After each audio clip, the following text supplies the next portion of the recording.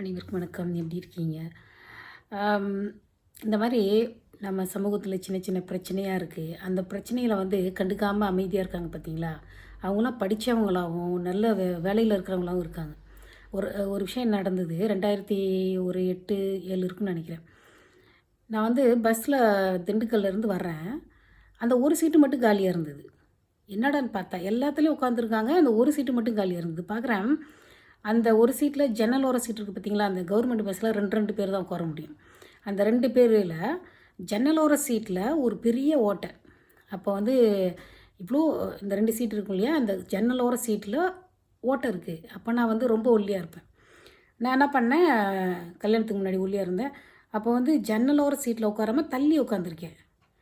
அடுத்து 2 ஸ்டாப் தள்ளி கொஞ்சம் கல்யாணம் ஆனவங்க கொஞ்சம் வெயிட்டாக இருந்தாங்க. அவங்க ஏறுறாங்க பஸ்ஸில். அவங்க என்னை பார்த்து சொல்கிறாங்க, "நீ போய் தள்ளி உட்காரு, அங்கே போய் உட்காரு" அப்படின்னாங்க. நான் சொன்னேன், இல்லைங்க வேணாங்க, நீங்கள் போய் உட்காருங்க" அப்படின்னு. திரும்பவும் சொல்கிறாங்க, "நீ போய் உட்காரு" அப்படின்னு அதிகாரமாக சொல்கிறாங்க. அவங்க பக்கத்தில் இருக்க அந்த ஸ்டாப்புக்கு பக்கத்தில் ஒரு ஸ்கூல் இருக்குது, அங்கே வேலை செய்கிறாங்க போல இருக்குது. "போய் தள்ளி உட்காரு" அப்படின்னாங்க. "இல்லைங்க, நீங்கள் போய் உட்காருங்க" அப்படின்னு. திருப்பி திருப்பி "நீ இப்போ உட்காரு" அப்படின்னு சொல்லிட்டு இருக்காங்க. அவங்க வயசில் பெரியவங்க தான், சொன்னால் பரவாயில்ல. ஆனால் அந்த அதிகார தோரணை இருக்குது பாருங்கள். நான் உடனே பக்கத்தில் நின்றுட்டு இருந்தவங்க என்னை கவனித்தோடனே எனக்கு கடுப்பாயிடுச்சு. நான் உடனே சொன்னேன், "நீங்கள் போய் உட்காருனா உட்காருங்க, ஆனால் நான் எங்கே உட்காருன்னு நீங்கள் சொல்லக்கூடாது" அப்படின்னு கோவமாக சொன்னேன் பாருங்கள். டக்குன்னு அமைதியாக போயிட்டு அந்த ஓட்டை இருக்கிற சீட்டில் உட்காந்துக்கிட்டாங்க. இப்போது என்கிட்ட அவங்க அவங்க நல்லா படித்து ஒரு வேலை செஞ்சிட்ருக்குறாங்க. சாயங்காலம் வேலை முடிச்சு தான் வர்றாங்க.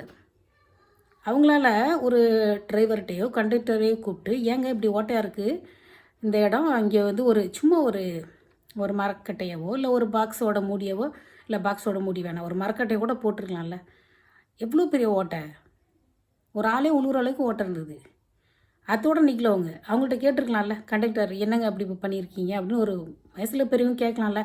நான் ஒல்லியாக சின்னதாளாக சுடிதார் போட்டுக்கிட்டு ஒரு ஆள் போய் கேள்வி கேட்க முடியுமா சொல்லுங்கள்? என்னெல்லாம் அப்படி மதித்து பதில் சொல்லுவாங்களா கண்டக்டர் டிரைவர்லாம்? அப்புறம் பார்த்தீங்கன்னா அப்பவும் நிறுத்தலை அந்த அம்மா.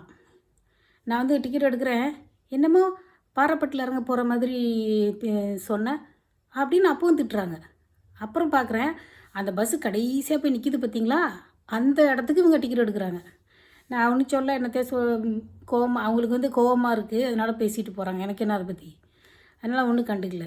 பாருங்கள், அது 2007 இப்போ இதெல்லாம் நடந்துக்கிட்டு இருக்குது. ஒரு பெரிய ஓட்டை, ஒல்லியாக இருக்க ஸ்கூல் பசங்க, அந்த சின்ன ஸ்கூல் பசங்க இருக்குதுங்களே பயங்கரமான பசங்க. அந்த பஸ் ஸ்டாண்டில் ஏறினோடனே அந்த பஸ்ஸை கூட ரிவர்ஸில் எடுக்க விட மாட்டானுங்க. அந்த புக்கை போடுறது, பையை போடுறது, ஓடி போய் உட்கார்றது. அந்த பசங்களோட சைஸுக்கு தான் அந்த ஓட்டை இருந்தது. இந்த பூ மார்க்கெட்டுக்கு, காய்கனி மார்க்கெட்டுக்கு போயிட்டு வர்ற வயசானவங்க இருப்பாங்க பார்த்தீங்களா, அவங்க வந்தாங்கன்னா இடமே கொடுக்க மாட்டாங்க அந்த ஸ்கூல் பசங்க. நான் பார்த்துருக்கேன். அதுவும் இந்த ஜன்னலோரத்தில் உட்காந்துக்கிட்டு இப்படியே திரும்பிக்குவாங்க. எங்கே அவர் நம்மக்கிட்ட பேசி நம்மளை அவரை பார்த்தோன்னு வச்சுக்கோங்க, வயசானவரை, "ஏப்பா இடம் கொடுப்பான்னு" கேட்டுருவாங்கன்னு அந்த பசங்க இப்படியே திரும்பிக்குவாங்க. அதாவது அந்த பஸ்ஸில் சீட்டு பிடிக்கிறது ஏதோ அமைச்சர், எம்பி, எம்எல்ஏ சீட்டு மாதிரி அவங்க பிஹேவ் பண்ணுறாங்க. இப்படி இருக்காங்க பாருங்கள். ஒரு சீட்டுக்கே ஒரு ஒரு வயசானவங்களுக்கு சீட்டு கொடுப்பா அப்படின்னு சொல்லி கூட அம்மா அப்பா சொல்லித்தர மாட்டேன்றாங்க. இதில் பார்த்திங்கன்னா, "யாதும் ஊரே யாவரும் கேளீர்." ஒரு வயசான ஒருத்தருக்கு சீட்டு கொடுன்னு சொல்லித்தராதவங்க இந்த பாட்டையும் சொல்லிக்கிறது.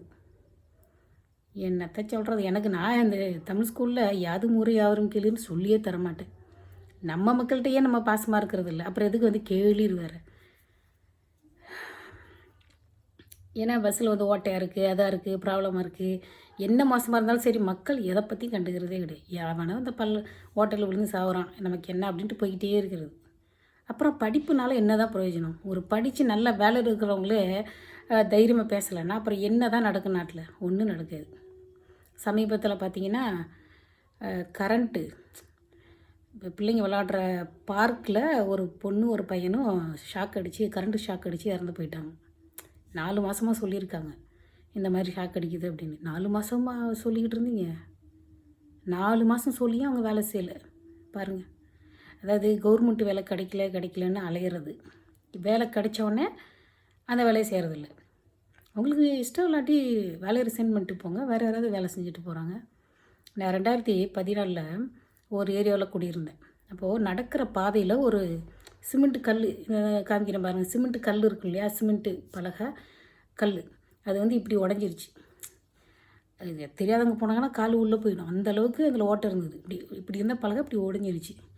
நான் சாயங்காலம் ஒரு 4 மணிக்கு அந்த ஏரியா முனிசிபாலிட்டிக்கு ஃபோன் பண்ணி சொன்னேன், இந்த மாதிரி ஒரு வீதியில் இந்த இடத்துல, அது 2 வீதிக்கு இடையில இந்த இடத்துல ஓட்டை இருக்குது, நீங்கள் சரி பண்ணுங்க அப்படின்னு.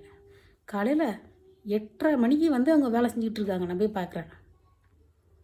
ஒரு சாதாரண ஒரு குடிமகன் ஒரு ஃபோன் பண்ணி சொன்னால் மறுநாளே வந்து அந்த வேலையை செய்கிறாங்க பாருங்கள்.